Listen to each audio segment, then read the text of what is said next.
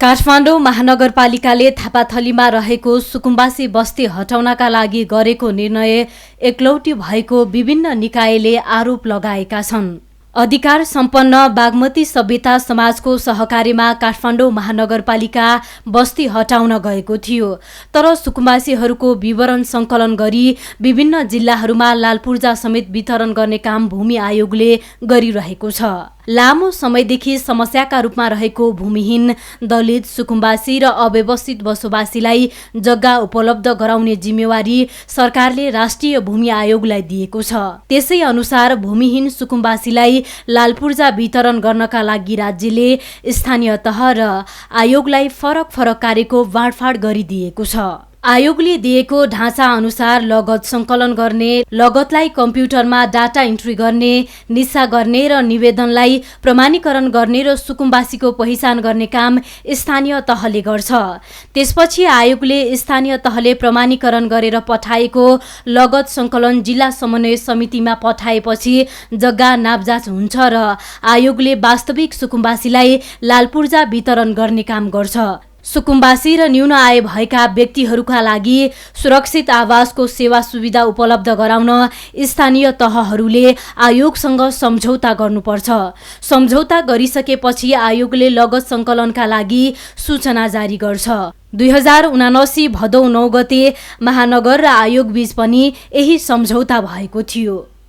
स्थानीय तहहरूले राष्ट्रिय भूमि आयोगले दिएको ढाँचामा चाहिँ लगत संकलन गर्ने भनेको निवेदन फारमहरू भराउने, तिनीहरूलाई कम्प्युटर डाटा इन्ट्री गर्ने, निस्सा वितरण गर्ने र उनीहरूको तथ्याङ्कलाई निवेदनहरूलाई चाहिँ प्रमाणीकरण गर्ने भनेको वडाको सूचना पार्टीमा सूचना टाँस गरेर उजुरबाजुर गर्ने समय अवधि दिएर, दाबी विरोध गर्ने अवधि दिएर को भूमिहीन दलित हुन्, को भूमिहीन सुकुम्बासी हुन्, को अव्यवस्थित बसोबासी हुन्, त्यो चाहिँ तपाईको पहिचान गर्ने र प्रमाणीकरण गर्ने काम चाहिँ स्थानीय तहको छ भने राष्ट्रिय भूमि आयोगको चाहिँ यसरी स्थानीय तहले प्रमाणीकरण गरेर पठाएपछि जिल्ला समितिमा पठाएपछि जिल्ला समितिहरूले चाहिँ जग्गा नापजाँच गराउने, नाप नक्सा तयार गर्ने, फिल्ड बुक तयार गर्ने, त्यस्तै जग्गाधनी दर्ता श्रेष्ठता तयार गर्ने र जग्गाधनी दर्ता प्रमाण पूर्जा भनेको लाल पूर्जा तयार गर्ने, अव्यवस्थित बसोबासीहरूबाट राजस्व चाहिँ दस्तुर असुलुपर गर्ने र लाल पूर्जा वितरण गर्ने काम चाहिँ राष्ट्रिय भूमि आयोगले गर्छ। त्यसैले यो दुईटा कामहरूको बाँडफाँड सहित राष्ट्रिय भूमि आयोग सँग चाहिँ कामलाई अगाडि बढाउन स्थानीय तहहरूले कार्य सहमति पत्रमा हस्ताक्षर गर्नुपर्छ, यानि कि सम्झौता गर्नुपर्छ। अहिलेसम्म देशभरका 680 वटा स्थानीय तहहरूले राष्ट्रिय भूमि आयोगसँग सम्झौता गरेका छन् र सम्झौता गरेपछि हामीले लगत संकलनका लागि सूचना निकाल्छौँ, सूचना प्रकाशन गर्छौँ। काठमाडौँ महानगरपालिकासँग गरिएको कार्य सहमति पत्रमा हस्ताक्षर अर्थात् सम्झौता पनि यस्तै खालको छ। त्यस्तै राष्ट्रिय भूमि आयोगले सुकुम्बासीहरूको उचित व्यवस्थापन बिना नै काठमाडौँ महानगरपालिकाको डोजर लिएर बस्ती भत्काउने निर्णय गलत भएको बताएको छ।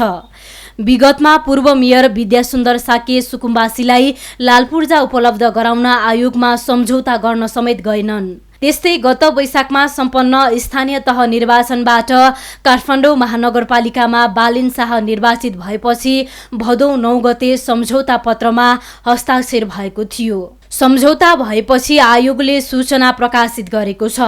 ओडा मार्फत लगत संकलन गर्ने र वास्तविक सुकुम्बासीको पहिचान गर्ने काम अब काठमाडौँ महानगरपालिकाको हो। त्यसपछि मात्र जग्गा नापजाँच, लालपूर्जा बनाउने र वितरण गर्ने काम आयोगले गर्छ। अहिलेसम्म देशभरका 680 वटा स्थानीय तहहरूले आयोगसँग सम्झौता गरेका छन्। असोज 29 गते आयोगले काठमाडौँ महानगरपालिका सहितका अन्य स्थानीय तहको लगत संकलनको सूचना प्रकाशन गरेको थियो। तर असोज 30 गते निर्वाचन आयोगले पत्राचार गर्दै लगत संकलनको काम रोक्न आग्रह गरेको थियो। अहिले पनि निर्वाचन आचार संहिता लागू भएकाले अब आचार संहिता सकिएपछि सूचना प्रकाशनको कामलाई तीव्रता दिने राष्ट्रिय भूमि आयोगका प्रवक्ता नहेन्द्र खड्काले जानकारी दिए। पहिलो स्थानीय तहहरू आउनुपर्छ सम्झौता गर्न। विगतमा विद्यासुन्दर साक्य मेयर हुन्जेल आयोगसँग सम्झौता गर्न आउनु भएन। बालेन शाहजी नेतृत्वमा आइसकेपछि निर्वाचित भएर मेयर भएपछि पनि उहाँहरू लामो समयसम्म आयोगसँग सम्झौता गर्न आउनु भएन। सम्झौता गरेपछि उहाँहरूको सूचना प्रकाशित भएको छ। अब उहाँहरूले ओडाहरू मार्फत लगत सङ्कलन गर्ने हो भनेको सुकुम्बासीहरूलाई, भूमिहीन दलित, भूमिहीन सुकुम्बासी र अव्यवस्थित बसोबासीहरूलाई फारम भराउने, उनीहरूको फारम चाहिँ कम्प्युटर डाटा एन्ट्री गर्ने, उनीहरू मध्ये को वास्तविक हुन् को होइनन् भन्ने कुराहरू प्रमाणीकरण गर्ने काम चाहिँ काठमाडौँ महानगरपालिकाको हो। उहाँहरूले त्यसो गरेर हामीलाई सिफारिस गरेपछि मात्रै हामीले जग्गा नापजाँच गर्ने, लाल पूर्जा बनाउने र वितरण गर्ने काम हाम्रो काम हो। उहाँहरूले अहिलेसम्म त्यसरी प्रमाणीकरण गरेर हामीलाई दिनुभएको छैन। उहाँहरू सम्झौता गर्ने बल्ल आउनुभएको छ, त्यसपछि चाहिँ सूचना प्रकाशन भएको छ। दुर्भाग्यवश चाहिँ असोज 29 गते काठमाडौँ महानगरपालिका सहितका स्थानीय तहहरूको लगत सङ्कलनको सूचना निस्क्यो। 30 गते नै हामीलाई निर्वाचन आयोगले पत्राचार गरेर लगत सङ्कलन लगायतका कामहरू रोक्न हामीलाई चाहिँ भन्यो र हामीले रोक्यौँ। निर्वाचन आचार संहिता सकिँदा साथ अहिले पनि निर्वाचन आचार संहिता कायमै छ। निर्वाचन आचार संहिता सकिँदा साथ हामी फेरि लगत सङ्कलनका यी सूचनाहरू अगाडि बढाउँछौँ। महानगरपालिकाले पनि लगत लिने लगायतका कामहरू अब अगाडि बढाउने हो। उहाँहरूले प्रमाणीकरण गरेर सिफारिस गरेपछि मात्रै हाम्रो काम अगाडि बढ्छ। त्यस्तै महानगरपालिकाले लगत सङ्कलनको जिम्मेवारी पूरा नगरी सिधै सुकुम्बासी बस्ती हटाउन डोजर लिएर जानु गलत भएको आयोगका प्रवक्ता खड्काको भनाइ छ। महानगरले सुकुम्बासी बस्ती व्यवस्थापन गर्नका लागि आयोगसँग कुनै सल्लाह र छलफल गरेको छैन। महानगरपालिकामा रहेका भूमिहीनका लागि लगत सङ्कलन र वास्तविक सुकुम्बासी पहिचानका लागि आयोगले सहजीकरण र सहयोग गर्ने पनि प्रवक्ता खड्काले प्रतिबद्धता गरेका छन्। पहिलो त त्यो आन्दोलन महानगरपालिका विरुद्ध होइन। महानगरपालिकाले विकल्प बिना लगत सङ्कलन लगायतका आफ्ना कर्तव्यहरू पुरा नगरिकन सिधै सुकुम्बासी बस्तीमा डोजर लिएर गएको हुनाले त्यो कामको विरुद्ध सङ्घर्ष भएको हो। अब यो कामलाई अगाडि बढाउनका लागि उहाँहरूले यो समस्यालाई कसरी हल गर्ने भन्ने सन्दर्भमा हामीसँग सम्पर्क गर्ने, सहयोग माग्ने कुनै कामहरू गर्नुभएको छैन। उहाँहरूले त्यसरी सहयोग गर्नुभयो भने हामी सहजीकरण गर्न तयार छौँ। त्यस्तै लगत सङ्कलनको सन्दर्भमा उहाँहरूलाई तालिम दिने, ओरिएन्टेसन गर्ने लगायतका कामहरू पनि गर्न, उहाँहरूको यो भूमिहीन दलित, भूमिहीन सुकुम्बासीको लगत सङ्कलन प्रमाणीकरण गर्ने, उहाँहरूको जिम्मेवारीको काममा सहयोग गर्न, सहजीकरण गर्न, जग्गा नापजाँच गर्ने, लाल पूर्जा बनाउने, लाल पूर्जा वितरण गर्ने लगायतको काममा चाहिँ हामी आफैले अग्रसर भएर गर्ने काममा हामीले गर्न हामी तत्पर छौँ, तयार छौँ। नागार्जुन नगरपालिकामा सुकुम्बासीहरूको व्यवस्थापनका लागि बनेको अपार्टमेन्ट शहरी विकास मन्त्रालय अन्तर्गत पर्दछ। तर सो अपार्टमेन्टमा सुकुम्बासी लैजाने विषयमा नबुझी महानगरले बस्ती हटाउने कदम चालेको देखिन्छ। शहरी विकास मन्त्रालयका प्रवक्ता प्रदीप परियारले अनौपचारिक रूपमा सुकुम्बासी व्यवस्थापनका लागि छलफल भएको भए तापनि अहिलेको समस्यामा महानगरले कुनै पनि सहकार्य नगरेको बताए। उनले महानगर मात्र नभई सबै निकायले ध्यान दिनुपर्ने विषय भएकाले मन्त्रालय यो विषयमा आवश्यक काम गर्ने बताएका छन्। अन्य मन्त्रालयले पनि साथ दिनुपर्ने भन्दै भवन निर्माण र व्यवस्थापनका लागि शहरी विकास मन्त्रालयको सहयोग रहने प्रवक्ता परियार को भनाइ छ।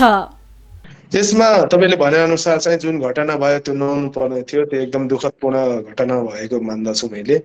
र यसमा चाहिँ नेपाल सरकार शहरी विकास मन्त्रालयले के भूमिका रहन सक्छ भन्ने कुराहरुमा अव्यवस्थित बसोबासमा रहेका व्यक्तिहरुलाई, परिवारलाई चाहिँ व्यवस्थित अपार्टमेन्टमा राख्ने कुरामा चाहिँ भवन निर्माण गर्ने लगायतका कुराहरुमा सहयोग गर्न सक्छ।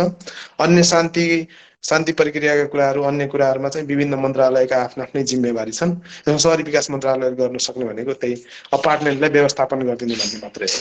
र अन्य कुराहरू अब नीतिगत रूपमा गर्ने कुराहरूमा मन्त्रालयले सहयोग गर्न सक्छ। स्थानीय स्तरका नागरिक तथा बस्तीको व्यवस्थापनको जिम्मामा स्थानीय निकायको भूमिका हुन्छ, तर स्थानीय सरकारले जुन कुनै कामका लागि पनि अन्य निकाय तथा सबै तहका सरकारसँग सहकार्य गर्नुपर्दछ। काठमाडौँ महानगरपालिकाले पनि सम्बन्धित निकायसँग आवश्यक छलफल गरेर मात्र सुकुम्बासी व्यवस्थापनका लागि कदम चाल्नुपर्ने देखिन्छ।